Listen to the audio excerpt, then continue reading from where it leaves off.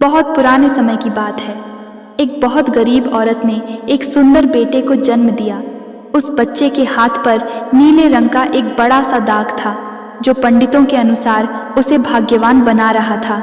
उसके जन्म के साथ ही उस गांव के ज्ञानी ध्यानी पंडित ने भविष्यवाणी की कि यह बच्चा 14 साल की उम्र में एक राजकुमारी से विवाह करेगा और खुद राज करेगा।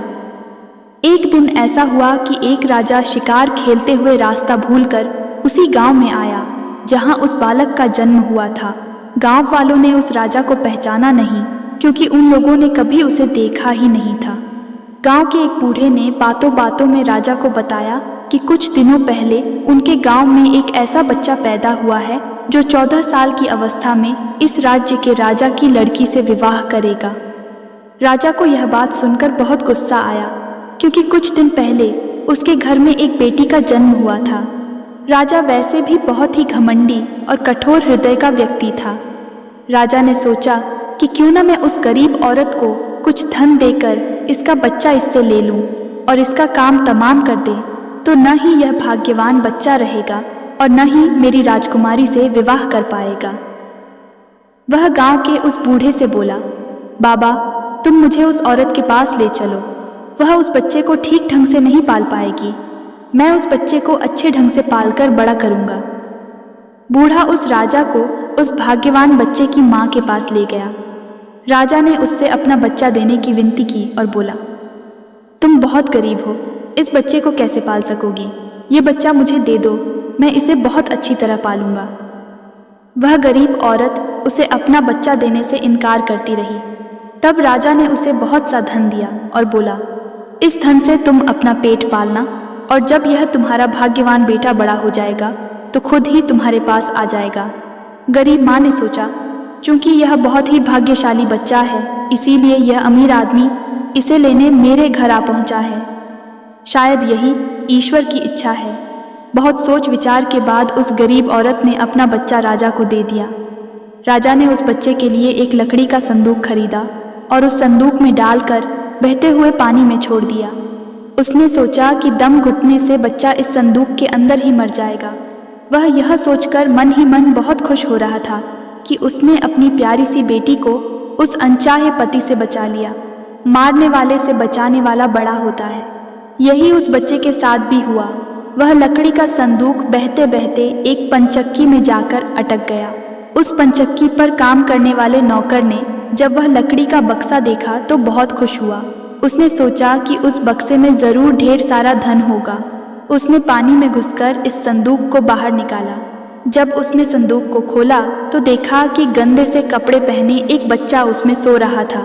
नौकर ने सोचा कि यह बच्चा मेरे किस काम का, क्यों न मैं इस बच्चे को पंचक्की के मालिक के पास ले जाऊं। वह जरूर इसे अपने पास रख लेगा, क्योंकि उसका अपना कोई बच्चा नहीं है।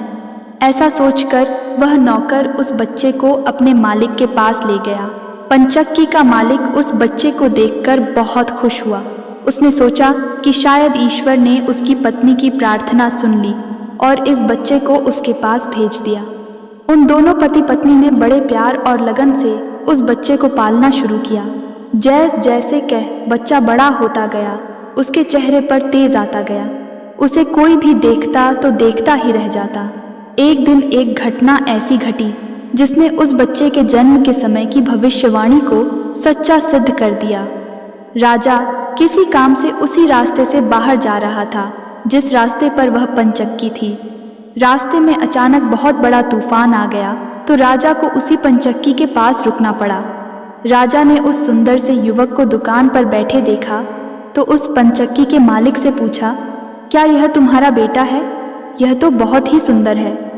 चक्की का मालिक बोला, यह मेरा बेटा ही है, क्योंकि हमने ही इसे पाल पोस कर बड़ा किया है। आज से करीब 14 साल पहले यह बच्चा हमें एक लकड़ी के संदूक में मिला था। राजा को पुरानी बातें एकदम ताज़ा हो गई। उसे चक्की के मालिक की बात सुनकर बहुत आश्चर्य हुआ कि वह बच्चा, जिसे वह अब तक मरा हुआ समझ रहा था, अभी तक जिंदा है। उसने उस लड़के को खत्म करने की तरकीब फिर सोची। वह पंचक्की के मालिक से बोला, क्या आप इस लड़के को मेरा एक काम करने की आज्ञा दे सकते हैं? मैं रानी के पास एक पत्र भिजवाना चाहता हूँ। यह पत्र बहुत ही ज़रूरी है। मैं इस काम के लिए इसे सोने के 2 सिक्के दूंगा।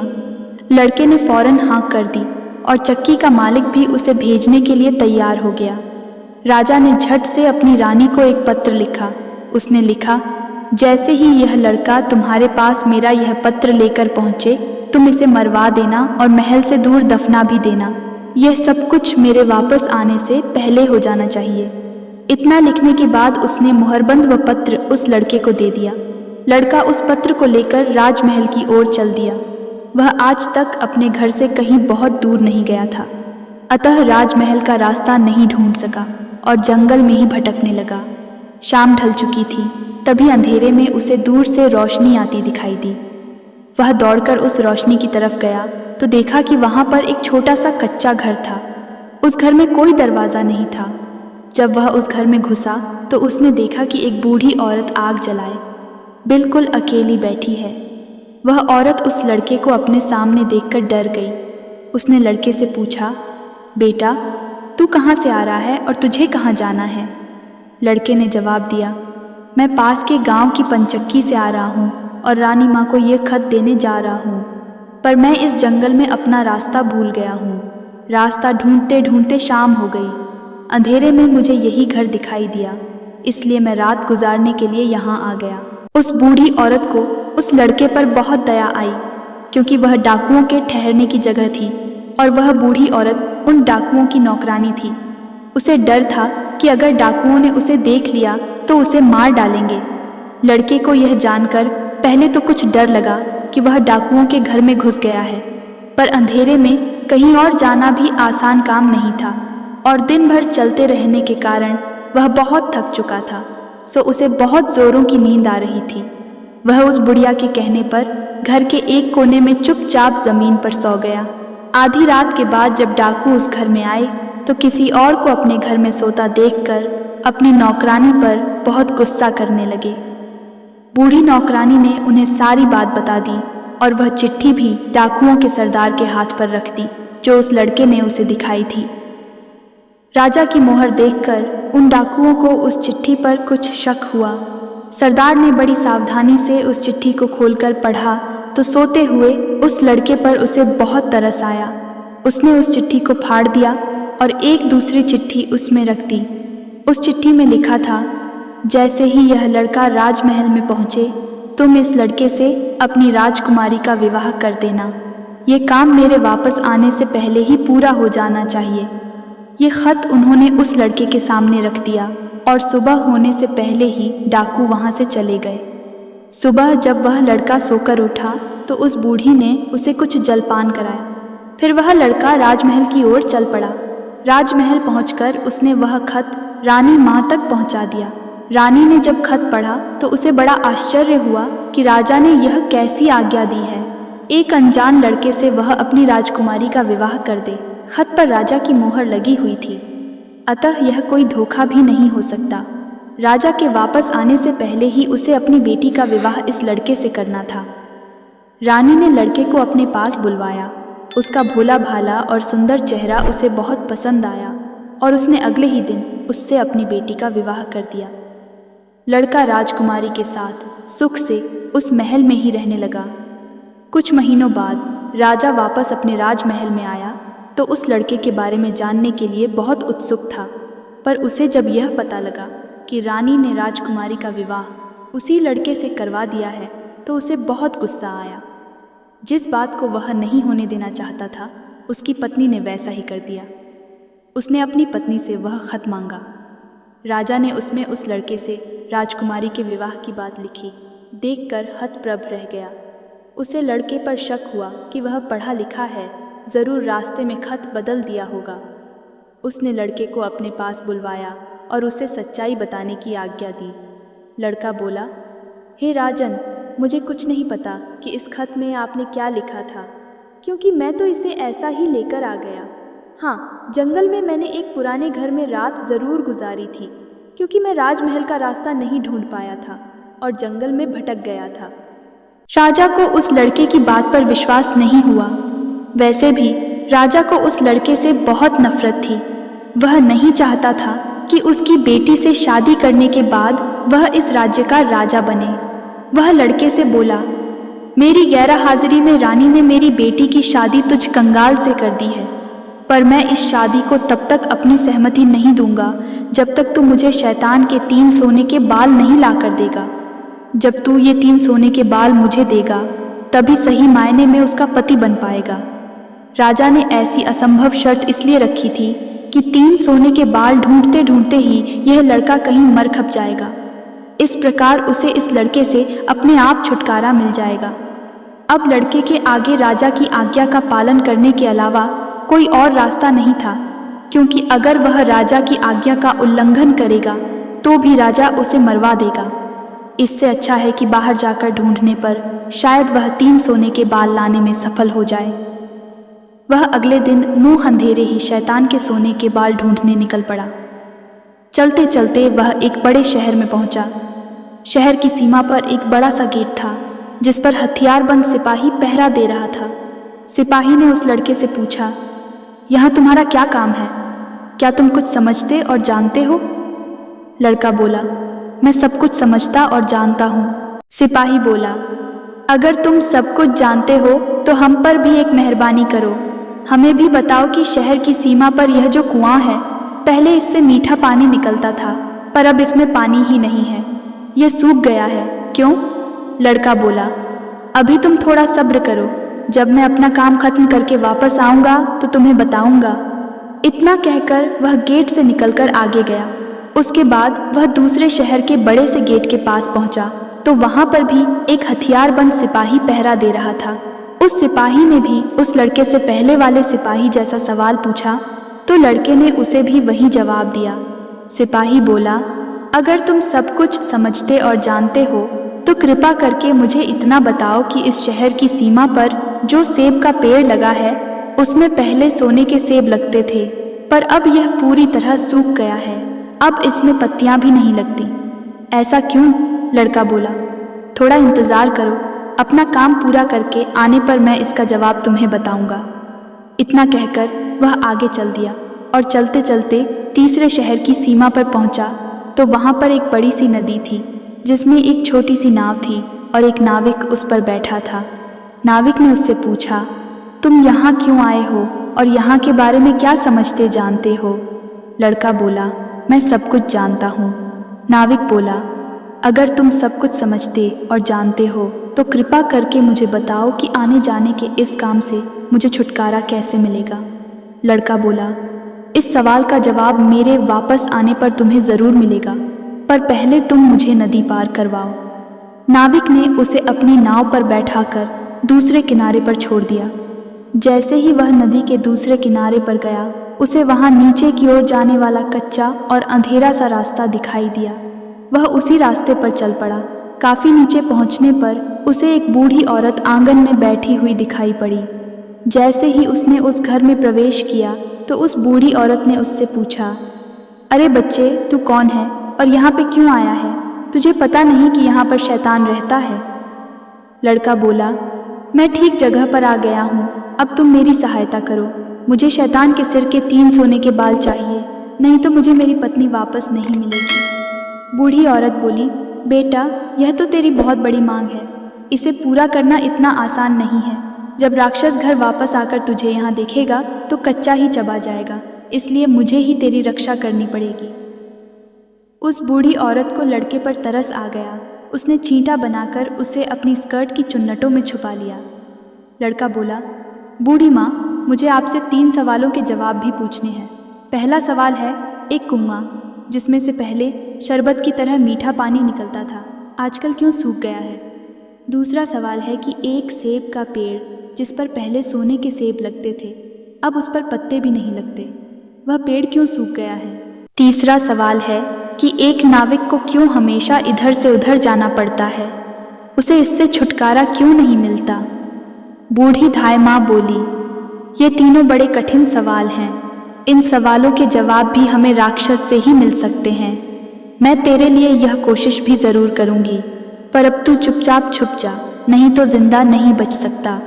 शाम को राक्षस घर पहुंचा। अंदर घुसते ही उसने शोर मचाना शुरू कर दिया। मुझे अपने घर में किसी मनुष्य की गंध आ रही है। आज ज़रूर कुछ गड़बड़ है। यहाँ कौन आदमी आया था? इतना कहकर उसने पूरे घर में झांक कर देखा, पर उसे कोई भी मनुष्य नहीं मिला। उसकी धाई माँ उस पर गुस्सा करने लगी और बोली, अभी कुछ देर पहले ही तो मैंने पूरा घर साफ किया है, मुझे तो यहाँ कोई मनुष्य नहीं दिखाई दिया। लगता है तेरी नाक में ही मानस गंध घुस गई है। चुपचाप आराम से बैठ और भोजन कर। राक्षस को जब कोई मनुष्य नहीं मिला तो उसे अपनी धाई माँ की बात पर विश्वास करना पड़ा। वह चुपचाप खाना खाकर वहीं ज़मीन पर बिछी हुई बड़ी सी चटाई पर लेट गया। लेटते ही उसे नींद आ गई। उसकी धाई माँ भी आज उसके पास बिछी दूसरी चटाई पर लेट गई, क्योंकि आज उसे उस राक्षस के बालों से उसके सोने के 3 बाल तोड़ने थे। जब राक्षस नींद में ज़ोर ज़ोर से खर्टी लेने लगा तो धाई माँ ने उसके सिर से सोने का एक बाल उखाड़ लिया। राक्षस दर्द से कराह उठा। ओ माँ, तू ये क्या कर रही है? मेरे बाल क्यों खींच रही है? धाई माँ बोली, बेटा, मैंने अभी भयंकर सपना देखा तो डर के मारे तेरे बाल पकड़ लिए। राक्षस बोला, ऐसा कौन सा सपना था जिससे तू इतना डर गई? बूढ़ी धाई माँ बोली, मैंने सपने में देखा कि बाजार वाला कुआं जिससे शरबत निकलता था अब सूखा पड़ा है। इसमें किसका कसूर है? राक्षस बोला, इसे सिवाय मेरे कोई नहीं जानता। उस कुएं के नीचे एक बड़ा सा पत्थर है और उसी पत्थर के नीचे एक बड़ा सा मेढक रहता है। अगर उस बड़े से मेढक को मार दिया जाए तो उस कुएं से फिर से शरबत निकलना शुरू हो जाएगा। इतना कहकर राक्षस फिर ज़ोर ज़ोर से घटी भरने लगा। धाई माँ को जब विश्वास हो गया कि राक्षस पूरी तरह से सो गया है तो उसने उसके सिर से सोने का दूसरा बाल उखाड़ लिया। राक्षस फिर ज़ोर से चीखा, ओ माँ, ये तू क्या कर रही है? धाई माँ बोली, बेटा, बुरा मत मान, मैंने फिर से एक अजीब सा सपना देखा था, तभी डर के मारे तेरे बाल मेरे हाथ में आ गए। राक्षस ने पूछा, ऐसा कैसा सपना था जिससे तू इतना डर गई थी? बूढ़ी माँ बोली, मैंने सपने में देखा कि उस राज की सीमा पर जो सेब का एक पेड़ है, जिस पर पहले सोने के सेब लगते थे, अब सूख गया है। इसके सूखने का क्या कारण है? राक्षस बोला, इस पेड़ की जड़ में एक चूहा रहता है जो इसकी जड़ों को काटता रहता है। अगर उस चूहे को मार दिया जाए तो वह पेड़ फिर से सोने के सेब देने लगेगा। पर अब तू मुझे अपने सपनों से परेशान मत कर, मुझे चैन से सोने दे। इतना कहकर थोड़ी देर बाद वह राक्षस फिर जोर जोर से खर्राटे लेने लगा। जैसे ही बूढ़ी माँ को लगा कि राक्षस सचमुच सो गया है तो उसने तीसरी बार सोने का बाल उखाड़ लिया। अब तो राक्षस गुस्से से आग बबूला हो गया और धाई माँ को खरी खोटी सुनाने लगा। धाई माँ उसे शांत करने की कोशिश करने लगी, फिर बड़े प्यार से बोली, बेटा, मैं इन अजीब अजीब सपनों का क्या करूं? अभी अभी मैंने फिर से एक अजीब सपना देखा। राक्षस बोला, ऐसा कौन सा सपना देखा? जल्दी कह, मुझे जोर से नींद आ रही है। बूढ़ी माँ बोली, मैंने सपने में देखा कि मुझसे एक नाविक शिकायत कर रहा था कि उसे हर समय इधर से उधर जाना पड़ता है। उसे इससे छुटकारा क्यों नहीं मिलता? इसमें उसका क्या कसूर है? राक्षस बोला, वह नाविक मूर्ख है।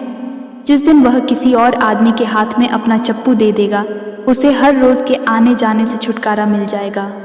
इतना कहकर राक्षस फिर से अपनी चटाई पर लेट गया और खर्राटे लेने लगा। अब धाई माँ ने उस लड़के को अपनी स्कर्ट से निकाला और उसे 3 सोने के बाल देकर बोली, अपने तीनों सवालों के जवाब तो तू सुन ही चुका है, अब ये ले 3 बाल और तुरंत यहाँ से भाग जा।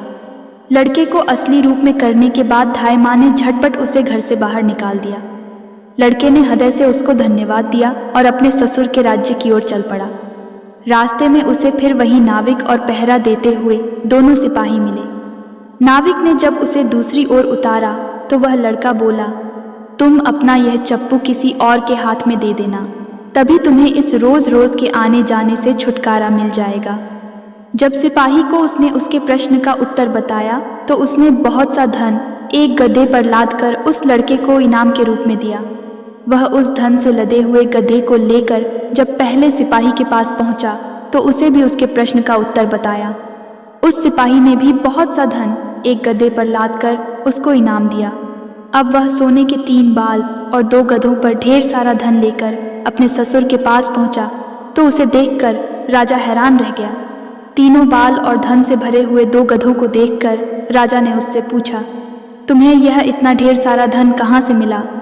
लड़का बोला, मैं नदी के उस पार गया था, वहाँ मुझे बहुत सारा धन मिला, उसमें से कुछ धन मैं अपने साथ ले आया। राजा को लालच आ गया। वह लड़के से बोला, क्या मैं भी नदी के उस पार से तुम्हारी तरह कुछ धन ला सकता हूँ? लड़का बोला, क्यों नहीं। उस नदी में नाव पर एक नाविक बैठा है जो अपनी नाव से आपको उस पार ले जाएगा, पर आप उसका चप्पू उससे लेकर नाव को खुद चलाएंगे तो नदी की दूसरी ओर पहुंचकर ढेर सारा धन ले आएंगे। लालची राजा इतना सुनकर नदी की ओर चल पड़ा। वहाँ सचमुच ही एक छोटी सी नाव पर एक नाविक बैठा था। राजा उस नाविक के पास गया और उसके हाथ से उसका चप्पू लेकर खुद नाव चलाने लगा। अब उस नाविक को रोज के आने जाने से छुटकारा मिल गया और राजा को उस नाविक की जगह हर समय नाव पर इधर से उधर जाने की सजा मिली। दोस्तों, हम आशा करते हैं कि यह कहानी आपको ज़रूर पसंद आई होगी।